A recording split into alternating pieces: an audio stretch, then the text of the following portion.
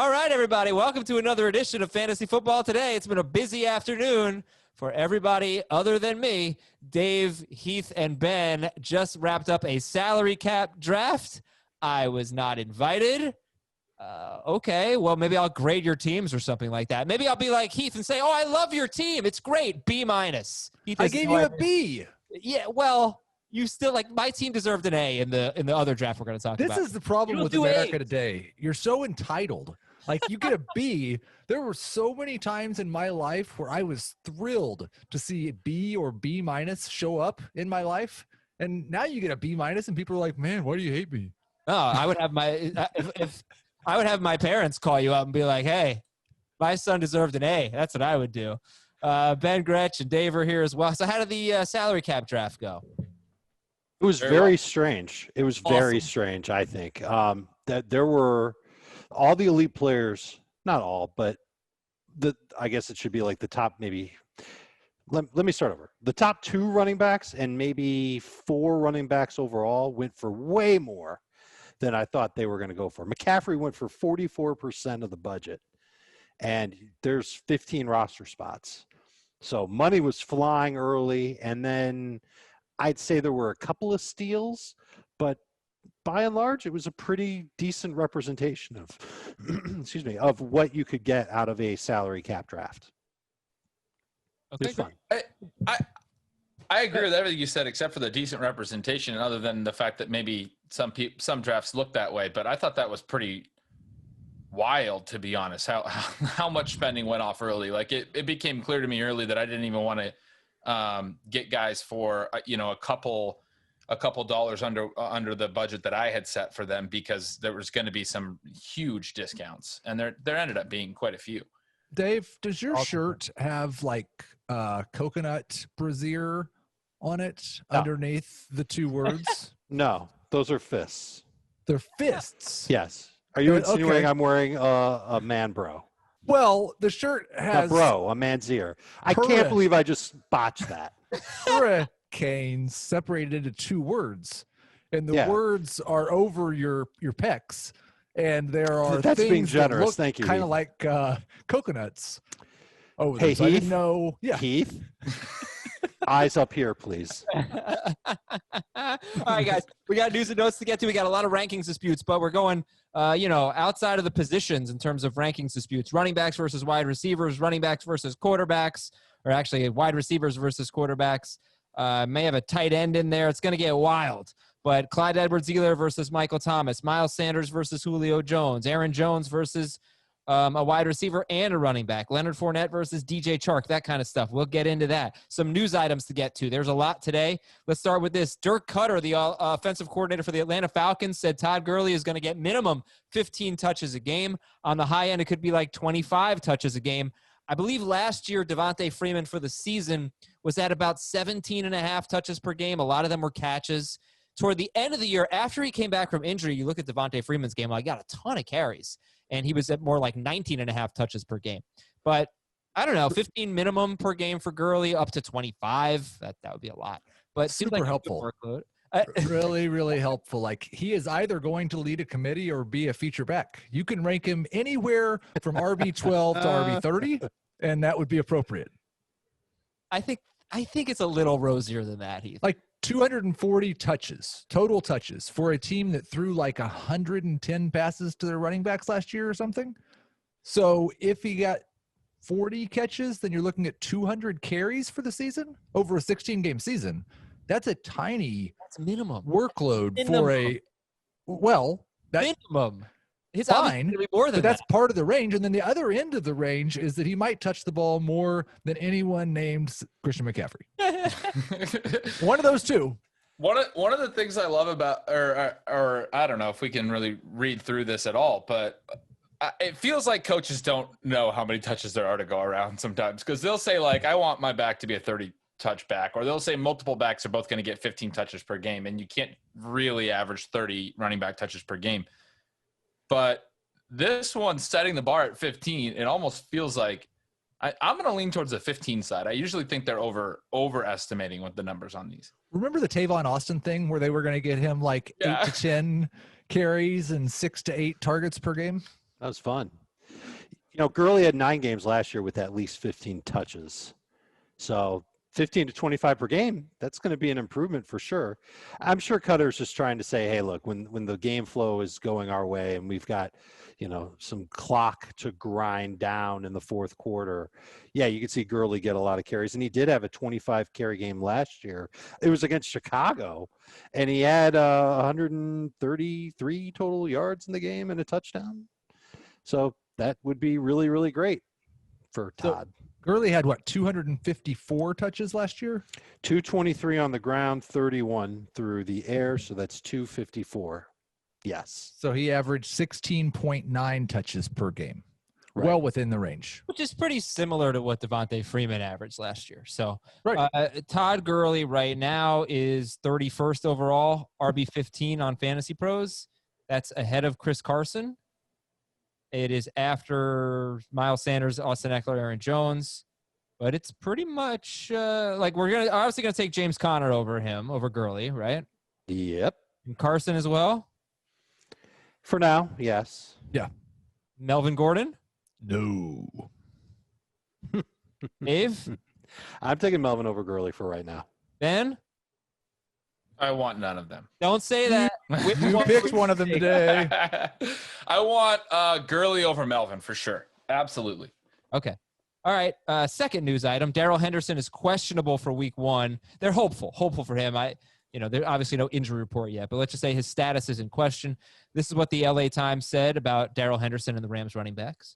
Because of Malcolm Brown's experience and trust from coaches, the sixth-year pro is regarded as the front runner to start against the Cowboys. But the Rams drafted Akers in the second round with an eye toward him becoming the dominant back. And with Brown in the final year of his contract, Henderson could play a major role this season and beyond. Okay, thank you for being very. That was almost. Did Dirk Cutter say that? Yeah, exactly. He thought Dirk Cutter was bad. But all right, so obviously Darrell Henderson, he might not be ready for week 1. We might not see him again before week 1. Does this boost Cam Akers' draft value? Yes. Wait, does that boost all 3 of them? I'm rereading this. Are they all starting? At some point, they're all going to be huge factors. The biggest boost is for Malcolm Brown, and this is something we've talked about all offseason that it could happen. And I think he's not that far from the Adrian Peterson category right now. 15 to 25 touches each every single game. I would expect 15 to 25 touches from Malcolm Brown in week 1. Whoa. Wow. I mean, we know that Henderson is hurt, and they've said they think he'll be ready for week 1. Well, that means he's probably going to miss the majority of the rest of the offseason program. As limited as it has been, it would not be surprising to see Brown be the clear lead back in week 1 over the rookie Cam Akers, and that Henderson has to kind of get his hamstring right before he really contributes. Yeah, when are you pulling the trigger on Cam Akers? Is he ahead of, let's say, Devin Singletary or Mark Ingram? Yeah, He's after right in the that Henderson mix. injury, I moved him ahead of those kinds of guys. Yeah, I could see that too. I think I've got him right behind Singletary. You know what this news makes me want to do? It makes me want to draft Rams pass catchers, because now I'm starting to really get the feeling that this run game could get messy and not be nearly as effective on a week-to-week basis as it once was. Okay. And final question, would you draft Darrell Henderson or Malcolm Brown? Henderson still, but in non-PPR, it's really, really close for me. I moved Henderson all the way down to 1 spot ahead of Malcolm Brown. In Wow. non-PPR, I did too. I've got him a little different. And they just never throw the ball to Malcolm Brown. But, yeah, it's pretty close. All right, Tyro Williams is going to attempt to play through a torn labrum for the Raiders. Is there fantasy impact here? I don't think anybody was drafting Tyro Williams. And if he's not on the field, that could open the door for a couple of legends in the NFL that are now on the Raiders. I'm talking about Nelson Aguilar and Zay Jones, who are getting talked up. And listen, Brian Edwards is a rookie that they've got who seems to be maturing a little faster than they thought. And Henry Ruggs is obviously going to get his. All right, but that's the thing. Like, does it help Henry Ruggs? Does it help Darren Waller? You know where I'm going with this. It's not going to help. I don't think it's going to move them up draft boards very much. There's too many guys. He didn't even name Hunter Renfrow, and then Darren Waller, and then Jason Witten. Theo Riddick. Tim Brown. There's 9 pass catching backs. Okay. All right, then. Bills GM Brandon Beane called Devin Singletary the starter on Sunday, but that matchups could dictate usage. Is anybody kind of losing excitement for Devin Singletary? Yep. Yeah, me too. I'm disappointed in that. Really liked him. So he's still. I mean, I wouldn't drop him too far personally. He was explosive last year, man, and like I think he's an interesting guy if he falls a little bit. But yeah, I mean, I think Moss being a couple rounds cheaper is the way that I prefer to play that backfield. Would you go Singletary or Mostert? I still have Singletary higher. Singletary. I'll take Mostert in non-PPR, Singletary in full PPR. Singletary or Fournette? Fournette. I have Fournette ranked higher, but I would probably prefer to draft Singletary at this point. This makes me yearn for Melvin Gordon or Todd Gurley. Give me one of those guys ahead of that many day of the week and twice on Sunday. I will take Fournette over Singletary. Kenyon Drake says he's fine. Tyreek Hill participated in individual drills on Monday. AJ Green should be back on Wednesday. And Chargers wide receiver Mike Williams could miss week 1 with a shoulder injury. So keep an eye on that. A few things to promote. Podcast League, get your entries in.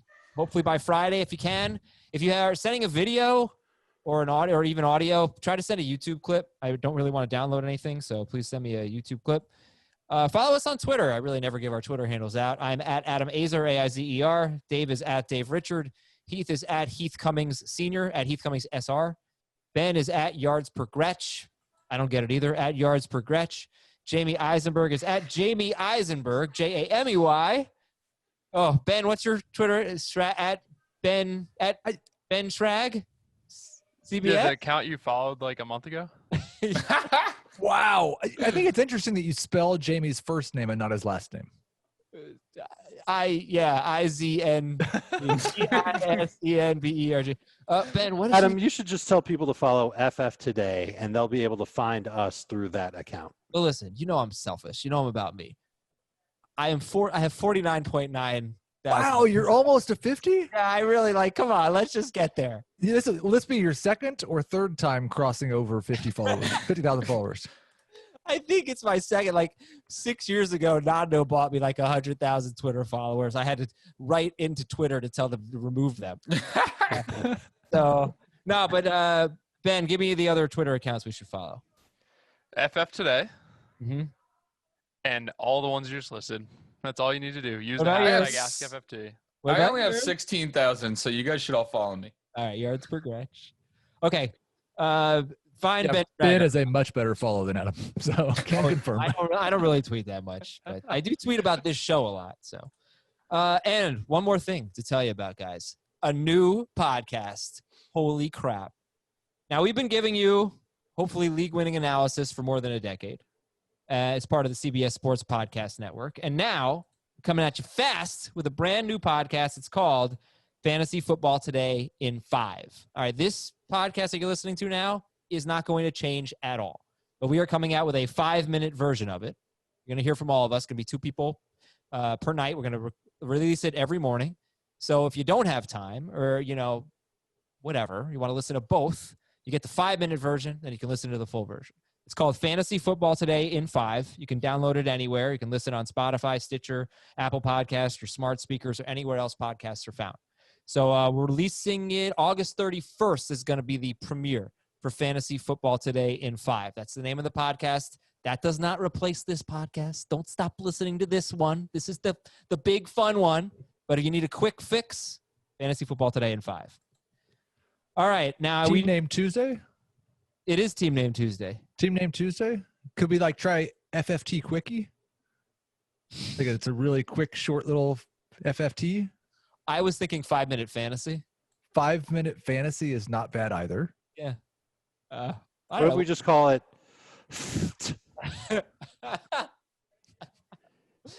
Team Name Tuesday, by the way, from Hiram, the Fresh Prince of Bel-Air. Not bad. Yeah, it's Very good. That's good. I forgot about Team Name Tuesday. If anybody has a Team Name Tuesday submission, just email us and put Team Name Tuesday in the subject line. So on the show, we do 60-second ranking disputes during the season. They always end up being about 4 minutes long.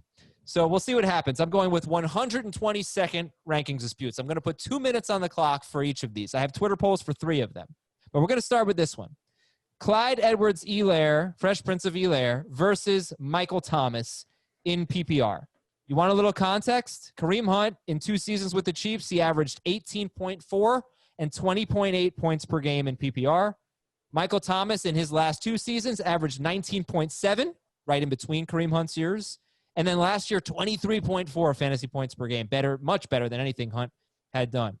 So who would you rather have in full PPR, Clyde Edwards-Helaire or Michael Thomas? 2 minutes on the clock. Ben, you got the first word. Michael Thomas. I mean, at this point, I understand wanting to go running back early. But at this point in the draft, I want to take something with a little bit more floor than Clyde Edwards-Helaire. I mean, I really like him, but I don't know that he has a huge floor. And Michael Thomas is just such a lock to be a star player in PPR. So it's fairly easy for me, to be honest. Heath? I agree. And I the only thing I disagree with, and not disagreeing with Ben, but like everyone does it, the idea that Michael Thomas is just a floor play at this point in the draft. He's shown more ceiling than we should rightfully expect, even in a 90th percentile outcome for Clyde Edwards-Helaire. We talk about Kareem Hunt's rookie year as Clyde's upside. Kareem Hunt scored 297 points that year. Michael Thomas's worst year out of the last 2018, he scored 319. So, like, I don't think that it's fair to say Clyde is an upside play over Thomas, and floor is clearly in Thomas's favor. I'm glad you mentioned that because I did see that comment on the Twitter poll, and I've heard that before. Yeah, Michael Thomas does have a really high ceiling too. It's not just a floor play. Excuse me, Dave. With your podcast is this today? Who do you take? I'm taking Edwards-Helaire, but I'm more of a risk taker. And in the first round, I want a player that might have a shot at 1,700 total yards and double-digit touchdowns. And if you look at what Thomas has done on average over the last 2 years, it's only been 1,500 yards and like 8 touchdowns. Whoop-de-doo, big yawn. Now, obviously, he's got a great floor, great ceiling. Everybody's already talked about that. But I know that running backs are going to go quick. I want to have a running back that's going to give me a chance to win my league in round 1. He could lose the league too. And if I really feel like there's a better chance that he could lose the league, then, well, I wouldn't have had him ranked where I have him ranked, but I'd lean toward the wide receiver. And I'd find a running back that I like in round 2. But I like to collect those running backs early. I think Edwards-Helaire does have potential to match, if not exceed, what Kareem Hunt did as a rookie in Kansas City.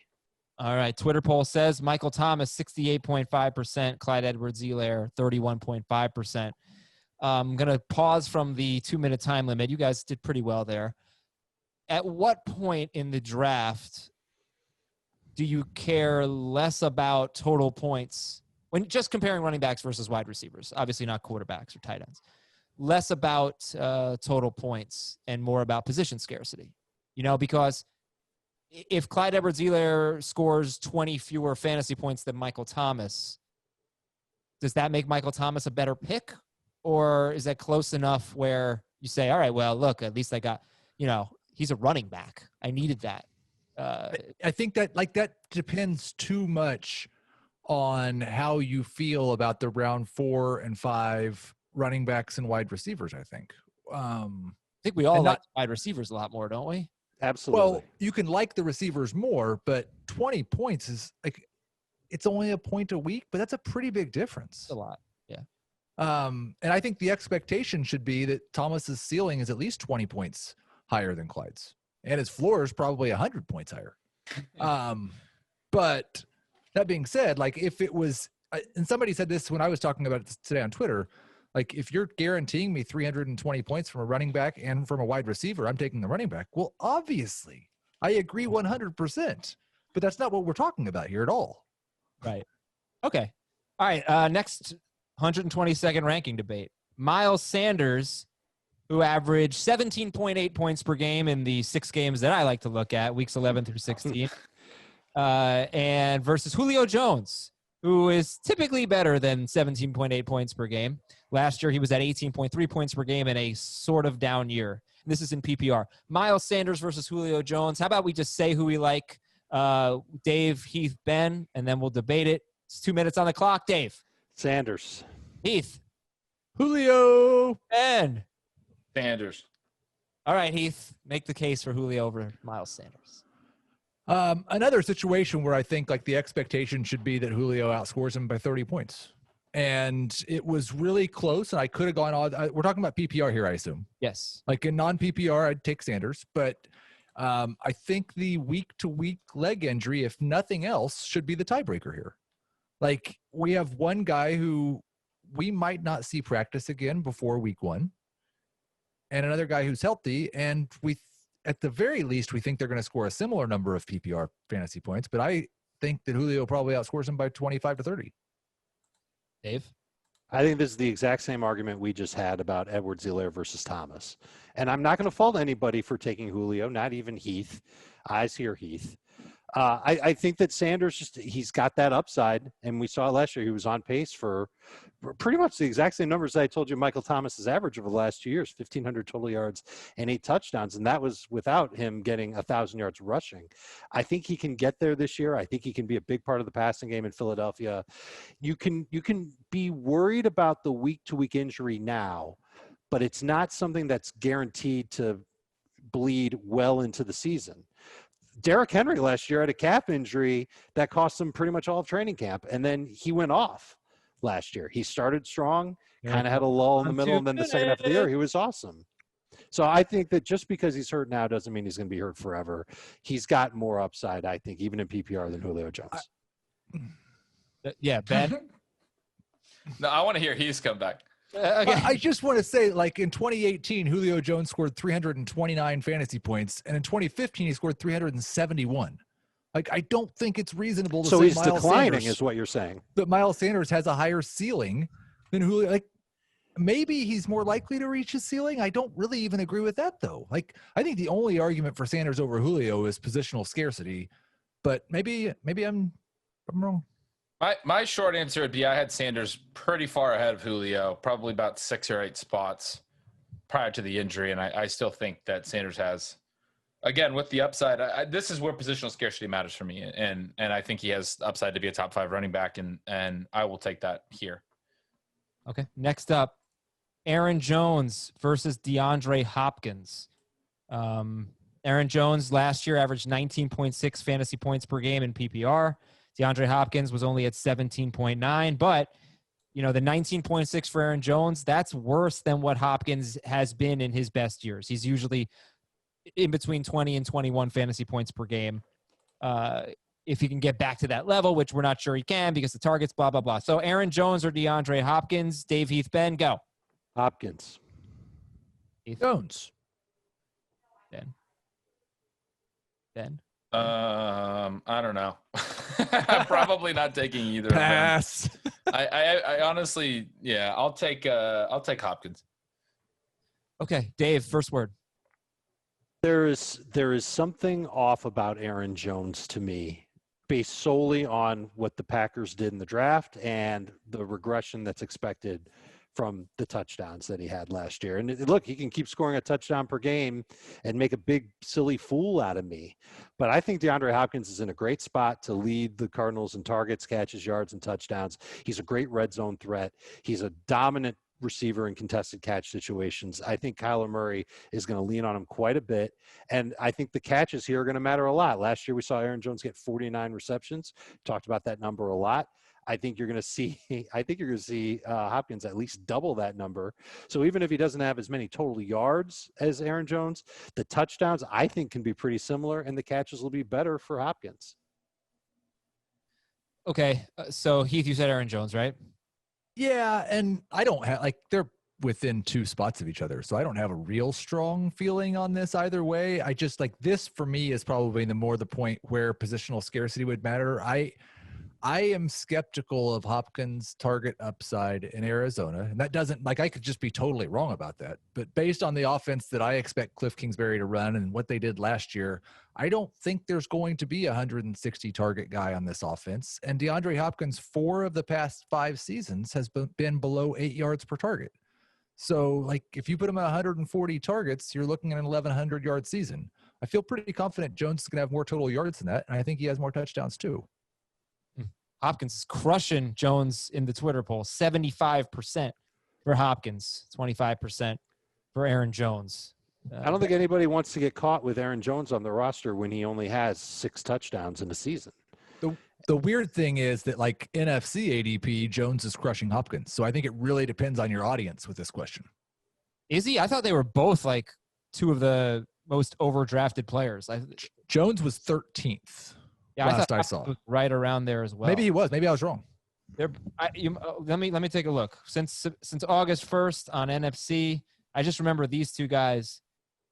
Jones is 16th now. Hopkins is 18th. Oh, okay. Yeah, but they were both like they're fallers. Turn picks. Yeah, they're fallers a little bit. Yeah, and maybe it comes down to the position scarcity question again, and that if you're in a draft, and I might fall into this myself, if I'm picking late in round 2 and there is a crazy run on running backs, and I know that a receiver something close to what Hopkins would be, if not Hopkins would make it back to me in round 3, then I will gobble up the scarcity of the running back and take Jones ahead of Hopkins. So in a vacuum, yes, I will take Hopkins ahead of Jones, but in just that rare situation where Connor's gone and Jacobs and Chubb are gone, and Aaron Jones is really the last shining gem that's there at running back, I would have to go with him and hope that I get a really good receiver coming back in round 3. All right, next one.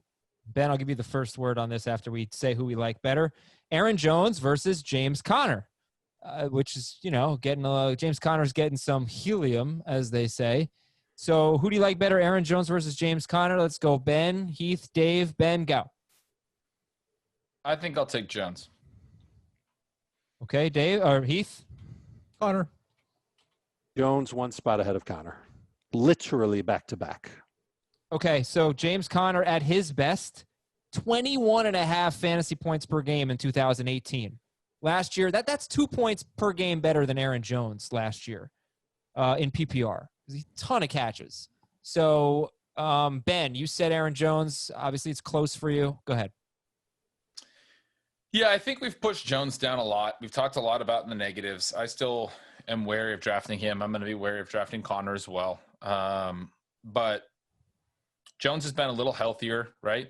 As far as my recollection, Connor's been banged up a little bit. And Jones is still an explosive player. Like, I still think he's in a scenario where at the right price, and particularly when you're talking about him against a guy like Connor, who I think should probably be a 3rd-round running back, I think that's a good price for Jones. You're talking about the issue with Jones is, will they use him enough? But I've talked about the upside of players in what should be a chaotic NFL season this year. And if, Jamal Williams misses time or AJ Dillon misses time or whatever happens, and it frees up some work for Jones, just like it freed it up last year. And he was amazing in those opportunities. Like, I think Jones could still have a pretty solid year that way. Heath, rebuttal? I don't feel like, again, this is another one that's very close for me. What I would say is, like, we've all talked about at least some regression that's coming for Aaron Jones, and James Conner in 2018 was 2 fantasy points per game better than Jones when he had those inflated touchdowns. And another thing and I said this on Twitter yesterday, like, if there's a player that I like more than the rest of people, it's probably because they were a lot better in 2018 than they were 2019. So I probably lean that way towards bounce backs a little more than it seems like the industry is right now. So that would be my case. Final word, Dave. Jones versus Conner. Jones is a little bit healthier. We've seen Connor get banged up each of the last 2 seasons. They're both so alike. They can both score a ton of touchdowns, get a lot of yards. Both are in offenses that you want your running back to be in. Both have running backs that you can draft late if that's an issue for you and you want to get the insurance policy. I like Jones' situation a tad more than Connor, and it comes down to just fragility. I think that he could probably stay on the field, feel more comfortable with him than I do Connor at this point. Fun stat that I gave out, a few months ago. Matt LaFleur, 3 years as an offensive coordinator or a coach. The second, a running back has been second on the team in targets all 3 years. Todd Gurley, Deion Lewis, Aaron Jones. Could happen again this year with Green Bay. Be interesting. All right, next debate is... That's brilliant, Adam. Oh, thank you. Leonard Fournette versus DJ Chark. Leonard Fournette, typically better in PPR than DJ Chark by about 2 points per game in 2 of his 3 seasons, 2.5 points per game. But obviously Chark is rising. So who would you take? Dave, Heath, Ben, DJ Chark versus Leonard Fournette. PPR, it's Chark. Fournette. Chark. All right, Heath. Well, you sound so enthusiastic. Yeah, I'm ready to make this argument for sure. All right. Okay, so let me do my best to put on my brave face and make an argument for Leonard Fournette, because I don't think it's actually that difficult to do. I just don't believe that much in it. This is a guy who was like a 300-touch running back last year. And yes, they brought in Chris Thompson, but Chris Thompson's generally healthy for 4 to 5 games per season, it seems like. They just might – Reichwell Armstead missed the first half of training camp on the COVID list. We're all kind of projecting this thing onto the Jacksonville, where they did definitely try to get rid of him, unless you believe them that they didn't. He might just be a 300-touch running back. Mostly, I think this comes down to where you're at in the 5th round, and do you need a running back or not? If I had 2 running backs, I would absolutely, definitely take DJ Chark over Leonard Fournette. But I think I was all aboard the don't draft Leonard Fournette when it was round 3. And then round 4, it was kind of icky. But if we're having a round 5 discussion about Leonard Fournette, I think at that point we've gotten a little bit silly. Yeah, he went 60th in the draft that we're going to try to review today. We're definitely going to review tonight on Twitch. So let's see if we can get to that draft review today.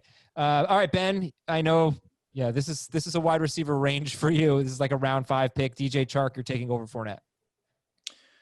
Yeah, I mean, I was going to say earlier that I don't necessarily think using past points per game is the best way to look at this, because, I talked about with running backs that we don't want to pay for past production. It's not super predictive of the future, frankly, and it is somewhat predictive of ADP, and that's where we can find some flaws. But yes, Fournette has scored more than Chark. I don't expect him to get anywhere close to that this year. I don't think he's going to have anywhere close to the receiving role he used to have.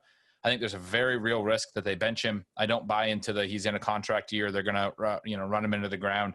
They declined his 5th year option. They tried to trade him, and they are a young team that's not going to be very good. They're going to want to see what they have in Reichwell Armstead. They like the Divine Ozigbo guy.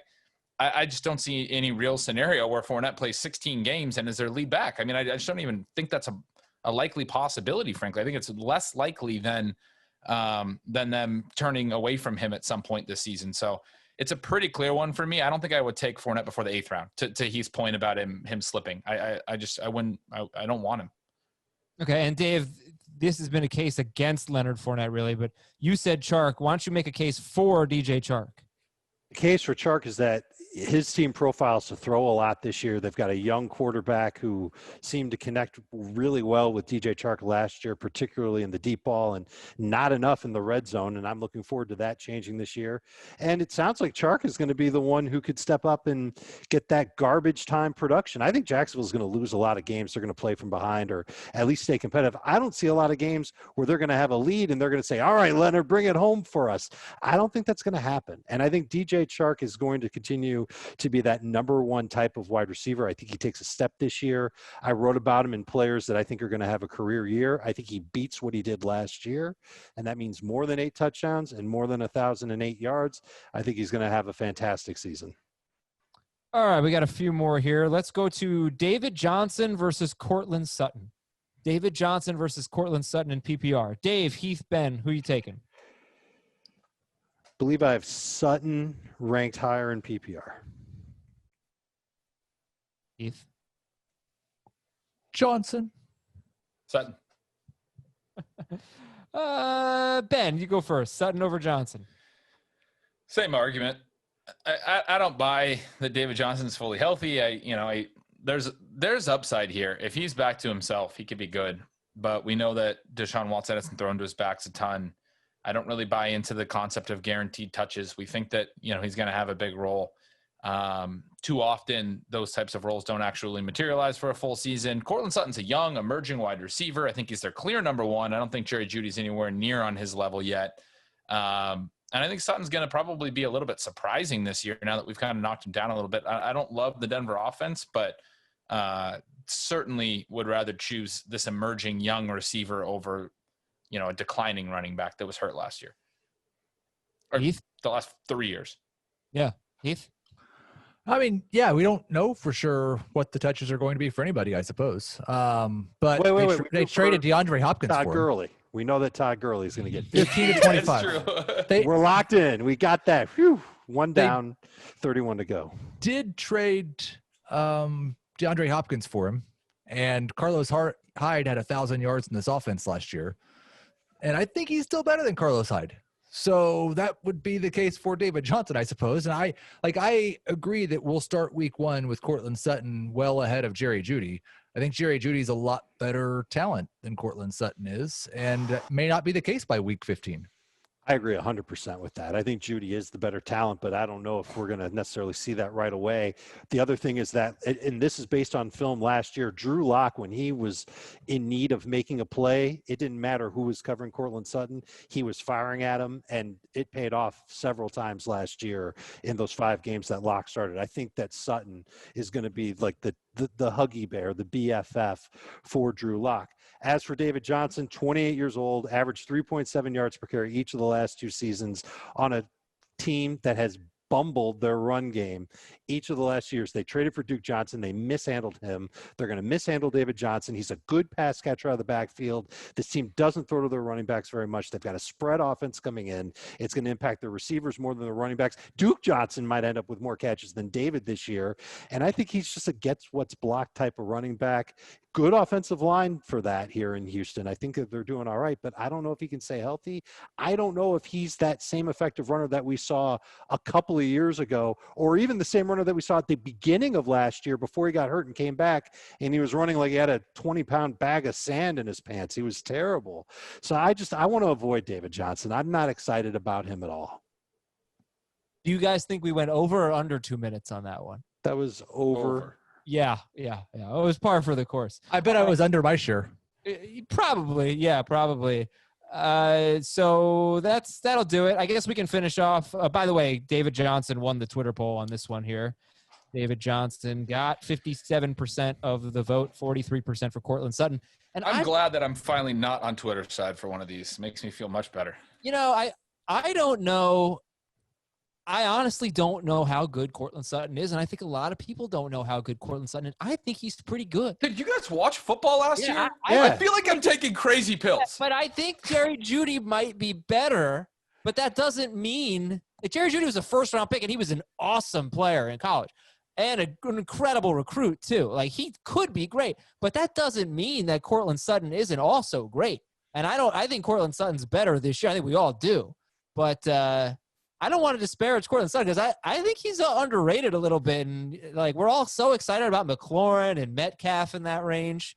Courtland Sutton might be the guy. I like Sutton a lot better than Metcalf. So for that, you that's are worth. not as excited about Metcalf. That's true. But yeah, Sutton might have something to prove here. But okay. 9 yards per target with a rookie quarterback and a broken Joe Flacco, 1,000 yards. Yeah, he's got a lot to prove. He didn't do anything last year. Oh, that's not. I was on his side, Ben. Jeez, you misinterpreted that. By the way, he kind of sucked with Drew Lock. He had one great game with Drew Lock. Yeah, not really, kinda. That's because Drew Lock barely threw. They had him. I think he threw 30 passes out of 5 games. Yeah, that sounds right. Yeah. Okay, we're going to take a break. When we come back, we're going to say happy birthday to somebody. We're going to give this guy an awesome birthday present.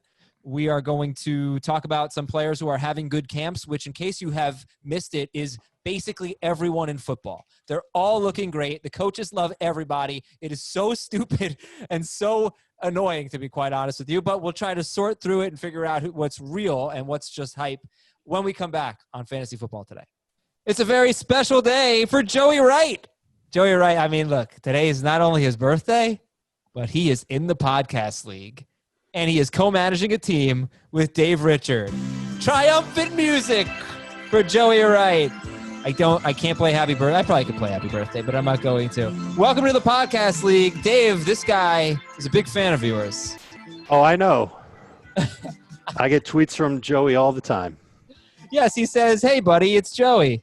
That guy on Twitter who was always adding you like we are best friends, which we totally could be, but more on that later. I am the perfect partner for the podcast league in 2020. How am I so sure of this? Well, let me lay it out for you. First, I am a great listener.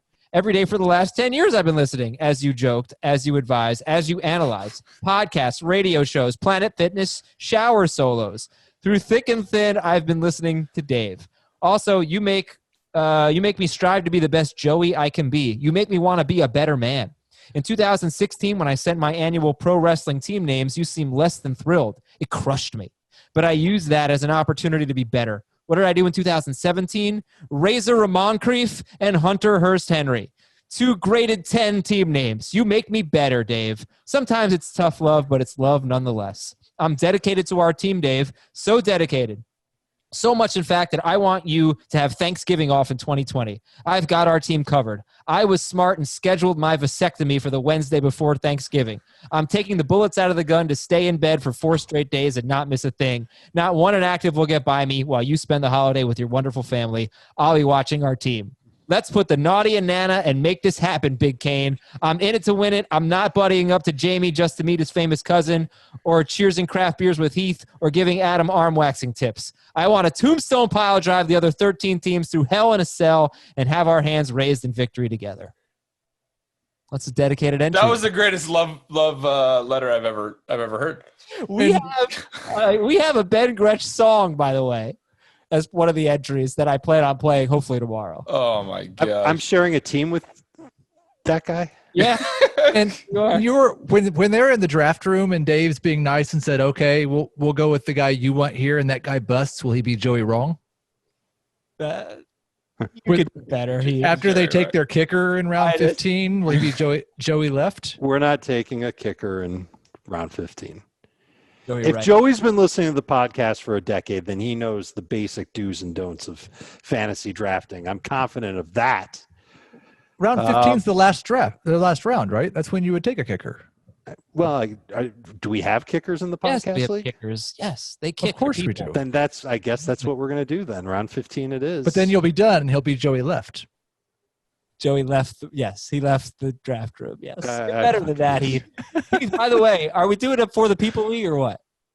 Yeah. I've got to come up with some new rules this year because last year was a little stale. But we were definitely doing a for the people league only if Ben Gretsch will participate. How does that work? No, don't make him participate. Well, Ben was just saying, like before the podcast, that he didn't have enough leagues this year. So, He didn't have enough low stakes leagues. So- yeah, he's really looking for some leagues that are just like free entries that he can still make waivers every week and set his lineup every week. And this is exactly that type of league. perfect. And This it's- is literally the opposite of how I feel about this.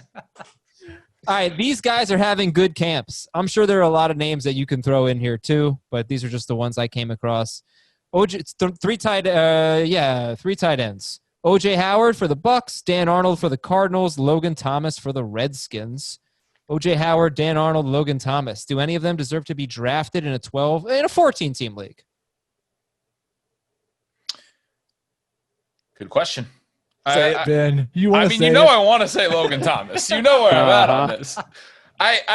Logan Thomas is interesting. He converted from quarterback to tight end 3 years ago at the NFL level. He was a quarterback at Virginia Tech. He was drafted in the 4th round as a quarterback. Very good athlete.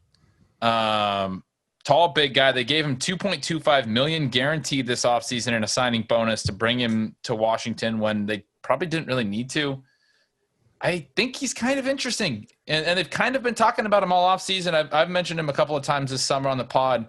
I've picked him up in some late, deep dynasty tight end premium leagues. I drafted him in the second to last round in the Scott Fish Bowl, those types of formats.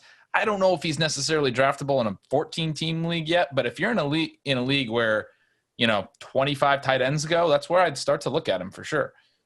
Okay, so that's OJ Howard, Dan Arnold, and Logan Thomas. That's who Ben was talking about. And I've heard things about 2 of those tight ends, and I've Ben, watched. I want to say because Ben was talking about Thomas months ago. But yes, go ahead, Dave.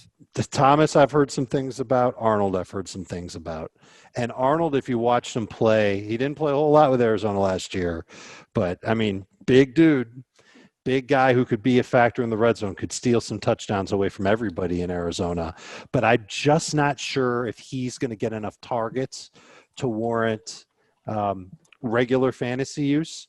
And for now, I'm going to say the same thing about Logan Thomas, but we're all reading the same stuff that's out there on Logan Thomas, and maybe there's more to him than what we're reading. And I'll leave it at that for right now. Okay. And more players who have been mentioned recently as having good camps: Chase Claypool, Brandon Ayuk, Tua Tagovailoa apparently had a great practice on Monday.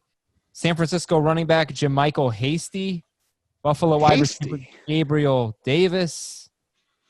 Gabe Davis was a good prospect. UCF, Yep. Definitely a good prospect. He's on my dynasty team. Buried on the bench, hoping he can come to something in Buffalo. Bills don't have a big physical outside type of wide receiver, and he can do that. And Hasty is like a scat back. If the roster numbers game breaks the right way, he could end up being a special teams player and maybe the backup to Jerick McKinnon. Yeah, Maybe. He's small. Not an easy backfield to crack in San Francisco. Right. Or an easy receiving core in Buffalo, Right. frankly. Right. But Davis is going to make the Bills. Yeah. There were a few things that we came across here that I think are worth considering. Both from Denver, actually. But from Pat Shurmur, this is a really, really tough year for first-year players. In most years, you would have come into training camp with 10 OTAs and a mini camp. All that extra time we spend with rookies that's off the books in previous years. You come into training camp having watched yourself do it. You've got reps with the starting quarterback. It's going to be a real challenge for rookies this year, in my opinion, because they don't have that foundation that you get in a normal year. Who's the first round pick for that team? Cortland Sutton's better half. The only rookie that Ben doesn't think is going to be great in 2020.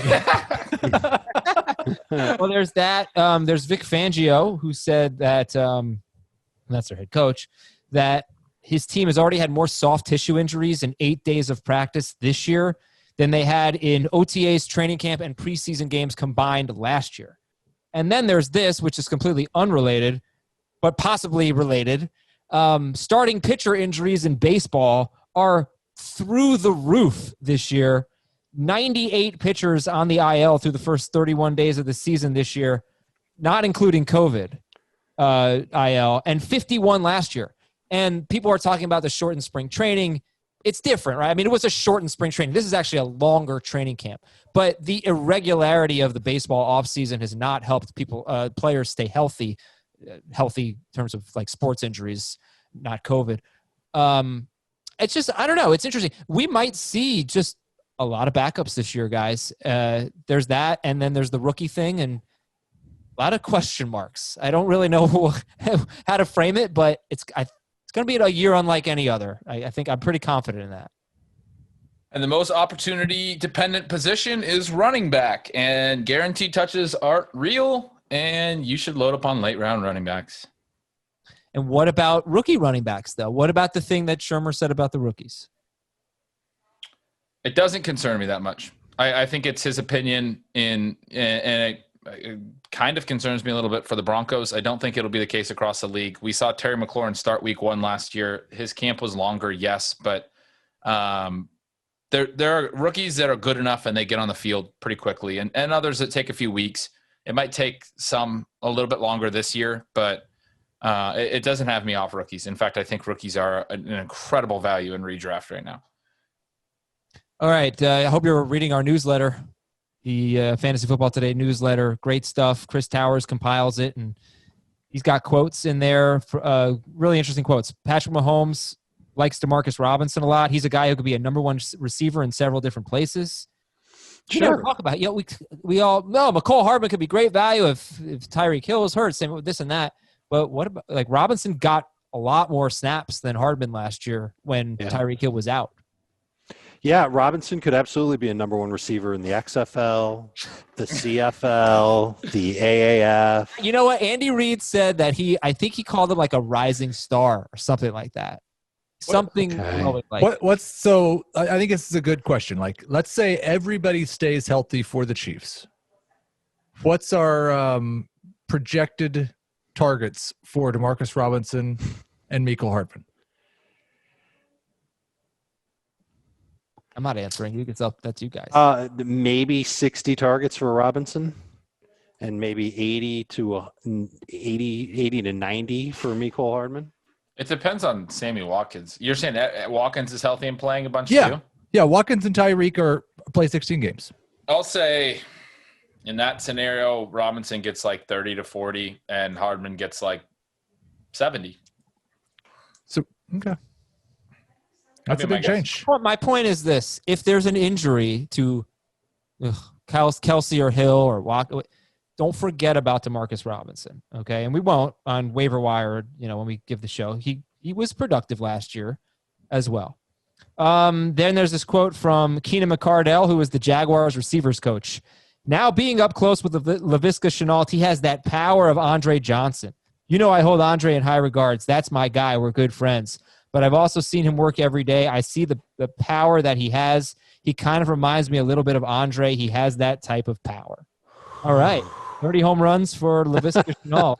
Can we just somebody get Ben Gretsch a cigarette? But before Jonathan Taylor, Laviska Shenault was my favorite prospect in this class. I mean, obviously Taylor was too, but man, it was fun watching him this spring. I was on him big time coming into the draft. I think he's going to be good. He's got a lot of A.J. Brown and Deebo Samuel to him, and it feels like that's kind of the direction that teams want to go with their wide receiver if they can't get a fast giant to be on their team, where you can just put him in space, let him go because he can power through arm tackles and pick up a lot of yards after contact. Plus, they could use him as a wildcat quarterback. They can use him as a running back. Colorado did. He just had a lot of injuries when he was in college, and the hope is that he can stay healthy. He's an interesting player for sure. Interesting player, and if you want to start with him on your bench to begin the year in fantasy, why not? Hey, we just got done talking about Jacksonville and how their offense should throw a lot this year. If he's the number 2 or even the number 3 receiver on that team, that should be decent target share. I was going to end the show with fill in the blank, but instead I will save that for tomorrow, and I will end the show with our email of the day. And it is from Matt W. Hey, Van Vliet, Siakam. Oh, Van Vliet. That should say Van Vliet. Siakam and Lowry. I know them. They're Raptors. Yes. I was driving home today and enjoying your podcast as I usually do.